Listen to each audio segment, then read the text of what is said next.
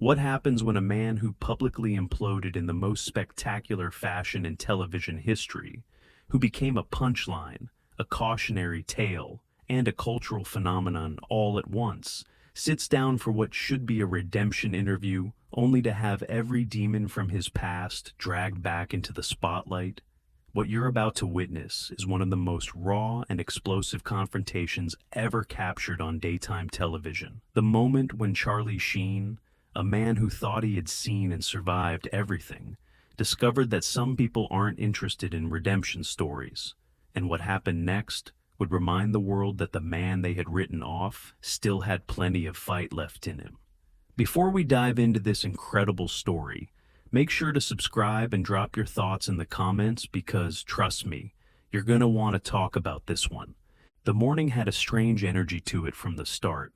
Charlie Sheen arrived at the View Studios in Manhattan, looking nothing like the wild-eyed, erratic figure that had dominated tabloids over a decade ago. At 59 years old, he carried himself with a quiet dignity that surprised the production staff who remembered his more chaotic days. His hair was neatly trimmed, his suit was understated, and his handshake was steady. This was a man who had walked through fire and come out the other side, scarred but standing. He was there to promote a new independent film, a small project that had given him a chance to act again after years in the wilderness. More importantly, he was there to show the world that the man who had once declared himself to be winning while his life crumbled around him had finally found something that actually looked like victory. Sobriety, stability, a second chance that he knew he didn't entirely deserve but was determined to honor. The studio lights were bright as Charlie took his seat at the famous table. He squinted slightly against the glare, a reminder of how long it had been since he had done the talk show circuit. The audience gave him a warm welcome, warmer than he had expected. These were people who remembered him from 2.5 Men, from Platoon, from Major League, from Wall Street. They remembered the talent before they remembered the tabloids, and there was something in their applause that suggested they wanted to believe in his comeback. Whoopi Goldberg opened the segment with measured warmth. Our next guest has had quite a journey, from being one of the highest-paid actors in television history to facing some very public personal struggles. He's now back with a new film and what he calls a new perspective on life. Please welcome Charlie Sheen. The applause was genuine, if cautious. Charlie waved to the audience with a smile that carried more gratitude than showmanship. Thank you, really. Thank you for having me. It's good to be anywhere these days. The self-deprecating humor landed well, drawing a few laughs from the audience. Sarah Haynes asked about the new film, and Charlie spoke with obvious passion about the project, about the director who had taken a chance on him when no one else would, about the joy of being on a set again, after so many years in exile from the industry he loved. You know, when you've been where I've been, you don't take anything for granted, Charlie said, his voice carrying a weight that came from hard-earned wisdom. Every day I get to do this work, I'm grateful. Every day I wake up clear-headed and present, I'm grateful. That might sound like a cliche, but when you've almost lost everything, cliches become truths you hold on to for survival. The audience was with him. You could feel the goodwill in the room, the collective desire to believe in his redemption. For a few minutes, everything felt exactly as his publicist had hoped it would. Then Joy Behar leaned forward with that familiar glint in her eyes, and the temperature in the room dropped several degrees. So Charlie, Joy began, her voice carrying an edge that made the other hosts shift uncomfortably in their seats. You talk about being grateful and not taking things for granted, but let's be honest here. You had more chances than most people get in a lifetime. You made millions of dollars, had every opportunity in the world, and you threw it all away, multiple times. Why should anyone believe that this time is different? The question landed like a punch to the gut. The audience went quiet. Charlie's expression shifted almost imperceptibly, his eyes narrowing slightly as he processed what had just been thrown at him on live television. "That's a fair question, Joy," he replied, his voice still controlled, but now carrying a cautious undertone. And the honest answer is that I can't make anyone believe anything. All I can do is show up every day and try to be better than I was the day before. My track record isn't great, I know that. But I'm not here to convince anyone. I'm here to do the work. Joy wasn't satisfied. She leaned back with a smirk that suggested she was just getting started. Do the work. That's very 12-step of you. But let's talk about what that work actually involves. You put a lot of people through hell, Charlie. Your ex-wives, your children, the people who worked with you on set every day. You cost a network hundreds of millions of dollars with your behavior. You said things publicly that were offensive and erratic. And now we're supposed to just welcome you back because you've learned some recovery slogans? Several audience members shifted uncomfortably in their seats. Sunny Hostin looked like she wanted to redirect the conversation immediately. Even Whoopi's expression had tightened slightly. This wasn't the tone anyone had expected for what was supposed to be a promotional interview. Charlie took a breath, visibly centering himself before responding. I'm not asking anyone to forget what happened. I'm not asking for a pass. What I did, the way I behaved, the people I hurt, I have to live with that every single day. And I should live with it. Actions have consequences, and I've faced more consequences than most people will ever know. Have you, though? Joy pressed, her voice rising slightly. Because from where I sit, you still live in a nice house. You still have money in the bank. You still get invited on talk shows to promote your projects. The consequences for people like you aren't the same as they are for regular people. Regular people lose everything and never get it back. You lose everything and get a redemption tour. The accusation was pointed and deliberate, designed to undermine any sympathy the audience might have been feeling. Charlie's jaw tightened, and for a moment, those who remembered his more volatile days might have braced for an explosion. But the explosion didn't come. Instead, something colder and more controlled took its place. You want to talk about consequences, Joy? Charlie's voice was quiet, but carried a weight that filled the studio. Let me tell you about consequences. I lost my career. Not took a break. Lost it completely. I went from being the highest paid actor on television to being unhireable. I lost relationships with people I loved more than anything. I lost years of my life to addiction and chaos. I lost my reputation, my dignity, and very nearly my life on multiple occasions. He paused, his eyes locked on Joy's face with an intensity that made several people in the front row lean back slightly. And you know what? I deserve to lose those things. I'm not sitting here asking for pity. But don't you dare sit there and tell me I haven't faced consequences when you have no idea what it's like to watch your entire life burn down around you while the whole world laughs and makes memes about your destruction. The response was powerful, delivered with the kind of raw honesty that silenced the studio completely. But Joy inexplicably pressed forward. Oh, please. You brought all of that on yourself with your tiger blood and Adonis DNA nonsense. You turned your breakdown into a media circus. You profited from it. You went on tour selling tickets to watch you ramble incoherently. You sold merchandise with your catchphrases. So, spare me the sob story about watching your life burn down. You were the one holding the match and selling tickets to the fire. The words hit the studio like a slap across the face. Several audience members gasped audibly. Alyssa Farrah Griffin's eyes went wide with shock. Sarah Haynes was staring at her notes, clearly wishing she could disappear into the floor. Charlie sat very still for a moment, processing what had just been said to him on national television. When he spoke, his voice had dropped to a register that those who knew him would recognize as dangerous territory. You want to talk about that period, Joy? Fine. Let's talk about it. Let's talk about what a mental health crisis looks like when it happens in public. Let's talk about what happens when someone is clearly unwell and instead of getting help, they get cameras shoved in their face. Let's talk about how the media, how shows exactly like this one, turned a man having a breakdown into entertainment content. He leaned forward, his intensity filling the space between them. I'm not proud of that time. I was sick. I was out of my mind. And yes, I made choices that made everything worse. But you know what I didn't see during that period? Compassion, understanding. Anyone saying, maybe this guy needs help instead of a headline. All I saw was people like you, waiting to see how far I would fall so you could talk about it on television. Joy's smirk faltered slightly, but she recovered quickly with practiced defensive instincts. You're a grown man, Charlie. You can't blame the media for your choices. You went on every show that would have you. You said the things you said. Nobody made you do that. You're right, Charlie agreed, surprising her. Nobody made me do it. I was responsible for my actions, even when I wasn't in my right mind.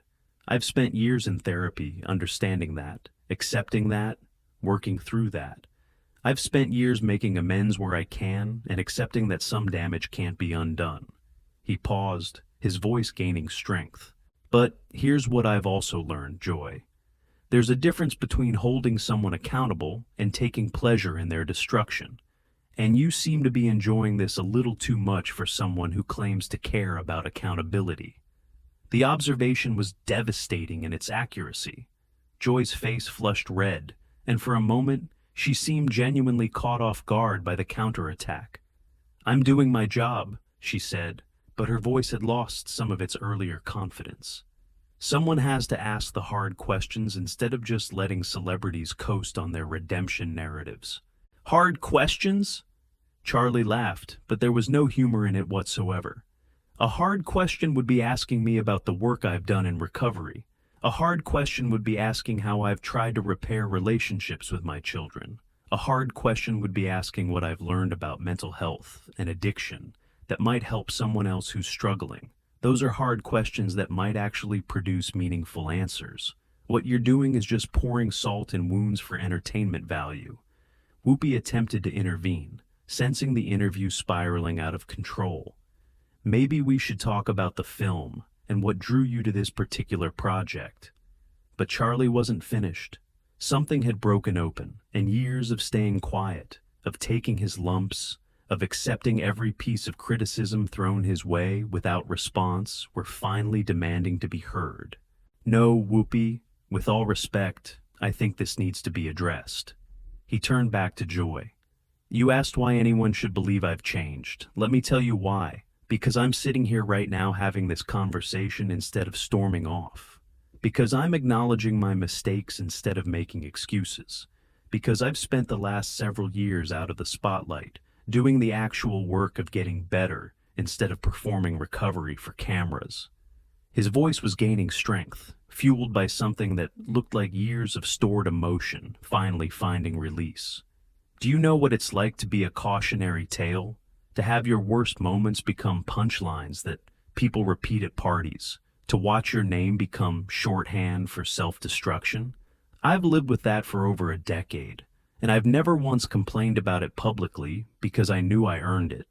But I didn't come here today to be put on trial by someone who seems more interested in entertainment than truth. Joy crossed her arms defensively. I'm asking the questions that viewers want answered. You can't expect to come back into public life without facing scrutiny. Scrutiny I can handle, Charlie shot back. I've been scrutinized more than almost anyone in this industry. What I won't handle is cruelty disguised as journalism. You're not trying to understand anything, Joy. You're not trying to have a real conversation about addiction, about mental health, about what it takes to rebuild a life after you've destroyed it completely. You're just trying to get a reaction, to create a moment, to have something that will trend on social media after this segment is over. He stood up from his chair, his full presence now commanding the studio in a way that reminded everyone of the screen presence that had made him a star. Well, congratulations, you got your moment, but let me tell you what that moment cost you. You had a chance today to have a real conversation with someone who has been to rock bottom and climbed back out.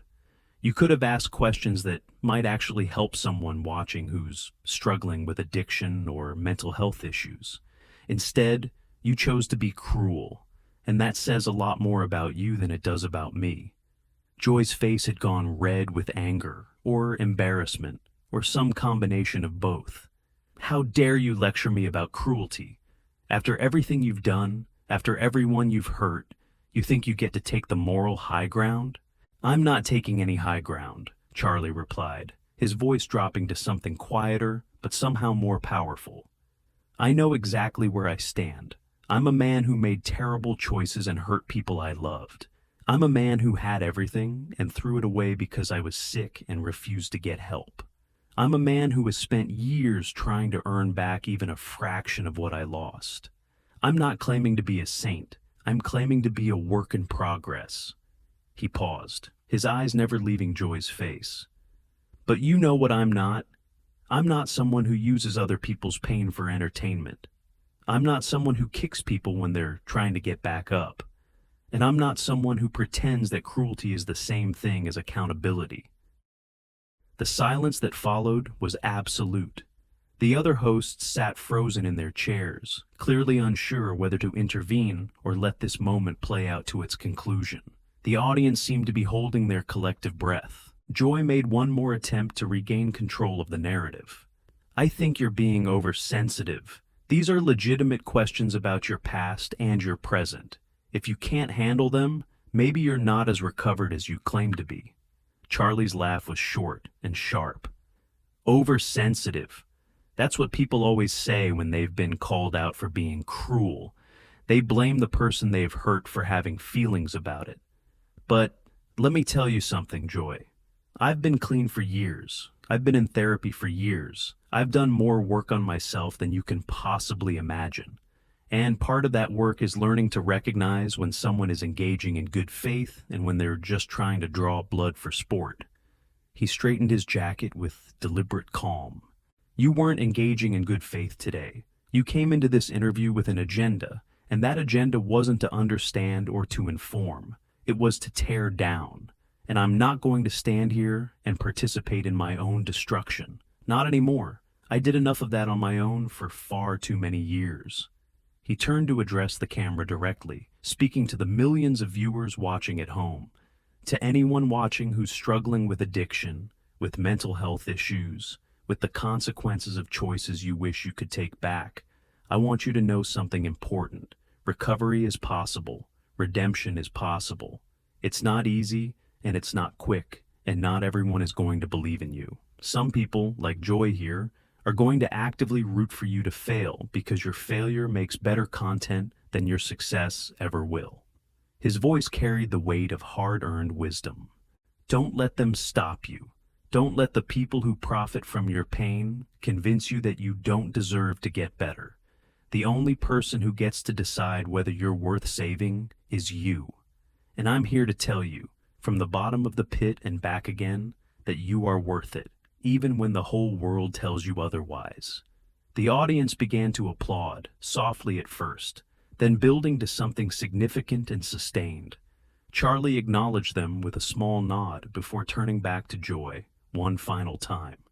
I hope you never have to experience what I've experienced. I hope you never have to watch everything you've built crumble because of your own choices.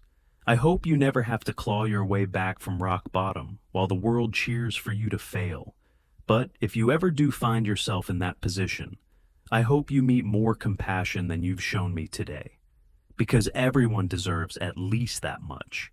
Even people who've made terrible mistakes. Even me.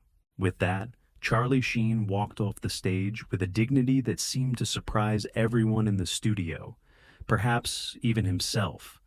The audience sat in stunned silence. The cameras kept rolling, capturing Joy Behar sitting at the table with an expression that was difficult to read, somewhere between defiance and the dawning recognition that she had perhaps gone too far. What had started as a promotional interview for a small independent film had become something far more significant.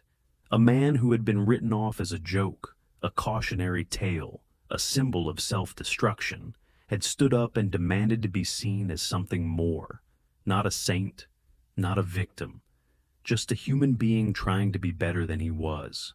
And as the studio fell into uncomfortable silence, one thing was absolutely clear. The man who had once declared himself to be winning had finally learned what winning actually looked like. And it had nothing to do with tiger blood or Adonis DNA. It was simply the quiet courage to keep getting up, no matter how many times the world tried to knock him down. What do you think about this incredible confrontation? Was Joy Behar out of line, or was she just doing her job? Drop your thoughts in the comments below, and make sure to subscribe for more stories that will absolutely leave you speechless.